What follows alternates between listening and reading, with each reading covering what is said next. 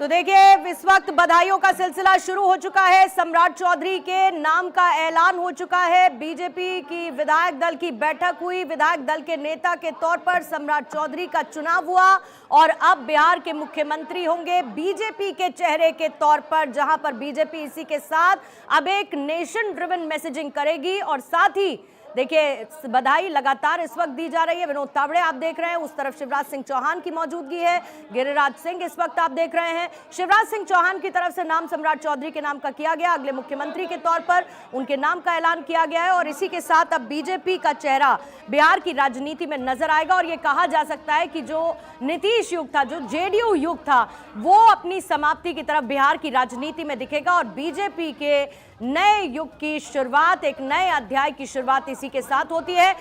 बड़ी खबर यह भी है कि थोड़ी देर में सरकार बनाने का दावा पेश किया जाएगा बीजेपी की तरफ से और सम्राट चौधरी की तरफ से बीजेपी विधानमंडल दल के नेता चुन लिए गए हैं। ओबीसी वोट बैंक पर मजबूत पकड़ रखने वाले, एक तरीके से कंसोलिडेट ओबीसी वोट बैंक को इस चेहरे के साथ साथ किया जाएगा। और कल शपथ ग्रहण समारोह होना है, कल सुबह 11 बजे का समय तय है जब सम्राट चौधरी बिहार के मुख्यमंत्री के तौर पर शपथ ग्रहण करने वाले हैं। वहां पर मौजूद मीडिया जाहिर है एक प्रतिक्रिया की कोशिश सम्राट चौधरी से इस वक्त कर रही है। देखते हैं संभवतः क्या उनकी तरफ से इस नई जिम्मेदारी पर कुछ कहा जाता है या नहीं, लेकिन यह बड़ा डेवलपमेंट, उनके नाम का औपचारिक ऐलान हो चुका है। बधाइयां उन्हें लगातार दी जा रही हैं क्योंकि अब बिहार की कमान संभालेंगे सम्राट चौधरी, जिनके नाम का ऐलान किया जा चुका है। मेरे सहयोगी सर्वेश इस वक्त जुड़ चुके हैं और सर्वेश, औपचारिक ऐलान हो चुका है, आगे का डेवलपमेंट, थोड़ी देर में सरकार बनाने का दावा पेश किया जाएगा इनकी तरफ से और कल शपथ ग्रहण। बिल्कुल पूर्णिमा, देखिए अभी 4 बजे का समय तय किया गया था। एनडीए विधायक दल की बैठक विधानसभा के सेंट्रल हॉल में होनी है और उस बैठक में भी औपचारिक ऐलान एक तरह से फिर से किया जाएगा। एनडीए विधायक दल का नेता सम्राट चौधरी को चुना जाएगा और उसके बाद वहीं से सम्राट चौधरी लोक भवन आएंगे और यहाँ पर आकर अपना एक तरह से सरकार बनाने का दावा पेश करेंगे। देखिए लोक भवन के बाहर जो है, जो लोक भवन का जो लोगो है उसको चमकाया जा रहा है, उसको अब साफ सुथरा किया गया है और उसके अलावा जो यहाँ पर जो है गहमा गहमी अधिकारियों की बढ़ गई है। आपको पीछे दिखाएंगे किस तरीके से यहाँ पे पुलिस बल की तैनाती है और यहाँ पे जो पुलिस बल है उसको बुला लिया गया है। एक तरह से कहा जाए बैरिकेटिंग कर दी गई है चारों तरफ से, ताकि जब सम्राट चौधरी यहाँ आएंगे थोड़ी देर में तो वो सीधे लोक भवन के अंदर जाएंगे और सरकार बनाने का दावा पेश करेंगे। साथ ही साथ जो उनके समर्थक विधायक होंगे उनकी सूची भी राज्यपाल को सौंपेंगे और उसके बाद से कल सुबह 11 बजे का समय तय किया गया है शपथ ग्रहण समारोह के लिए।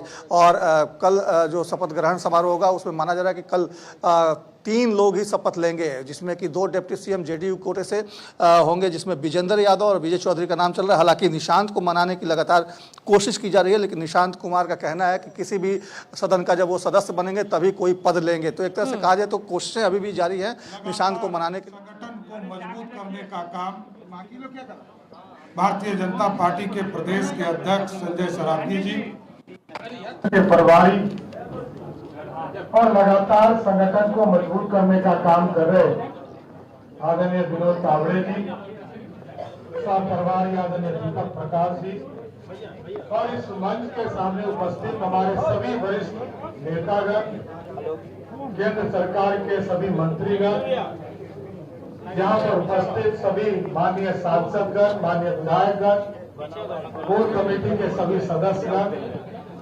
विधान परिषद के सभी सदस्यगण, माननीय विधायकगण। आज साथियों, ये मेरे लिए जीवन में भारतीय जनता पार्टी ने जितना काम करने का मौका दिया, मैं ये कह सकता हूं, एक राजनीतिक कार्यकर्ता के तौर पर लगभग 30 साल से काम कर रहा हूं, लेकिन पहले कोई विचारधारा नहीं था साथ। मैं इस पार्टी में जब आदरणीय प्रधानमंत्री जी के विचारों से इस पार्टी के साथ जुड़ा, आदरणीय कैलाश जी के साथ भी कुछ समय तक के लिए काम किया था। 2015 के चुनाव से लगातार भारतीय जनता पार्टी के लिए काम करता रहा और जिस तरह प्रदेश में पदाधिकारी के तौर पर विधानमंडल दल में विधान परिषद के नेता के तौर पर और संगठन में काम करने का जो सर्वोच्च पद है, पार्टी के प्रदेश अध्यक्ष के तौर पर काम करने का मौका दिया। और जब एनडीए का स्वरूप 2024 में आदरणीय प्रधानमंत्री जी, आदरणीय तत्कालीन राष्ट्रीय अध्यक्ष जी के और बिहार की तमाम नेताओं के सहयोग से बिहार में एनडीए की सरकार बना, तब भी उप मुख्यमंत्री के तौर पर वित्त विभाग के तौर पर काम करने का मौका मिला। फिर 2025 में बिहार की जनता ने 202 सीटें देकर आदरणीय मोदी जी और नीतीश जी के विचारधारा को जिताने का काम किया। तब भी बिहार में एक मजबूत सरकार बनाने का जो जनता ने मैंडेट दिया था, बिहार में उप मुख्यमंत्री और गृह मंत्री के तौर पर काम करने का मौका दिया।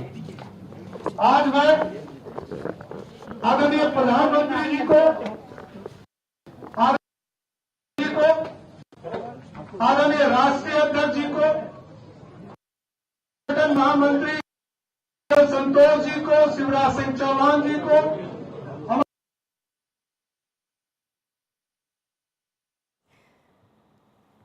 तो देखिए, जैसे ही विधायक दल के नेता के तौर पर चुनाव हुआ सम्राट चौधरी का, सबसे पहले उन्होंने विधायक दल के नेता चुने जाने पर सबका आभार व्यक्त किया और ये कहा कि कैसे उन्हें लगातार सरकार में बने रहने के बाद और प्रधानमंत्री के नेतृत्व में जनता की सेवा करने का मौका मिला है और आगे भी बिहार को नए पथ पर लेकर जाएंगे, उन्नति की तरफ बिहार को लेकर जाएंगे। और बड़ा चेहरा है सम्राट चौधरी, हमेशा से सत्ता के केंद्र में रहे हैं और बड़ा निर्णायक वोट बैंक ओबीसी माना जाता है। उसे कंसोलिडेट करने के तौर पर भी, उसे एक साथ रखने के तौर पर भी सम्राट चौधरी के चेहरे को देखा जाना चाहिए। बिहार के अगले मुख्यमंत्री के तौर पर उनके नाम पर लग चुकी है मोहर। और इसी के साथ सर्वेश, अब यह भी बात साफ है कि बीजेपी बिहार में किसी सपोर्टिंग रोल में ना होकर लीडिंग फोर्स के साथ नजर आएगी, जिसमें एक स्टेबिलिटी का भी संदेश रहेगा और डबल इंजन सरकार के फायदे का भी संदेश।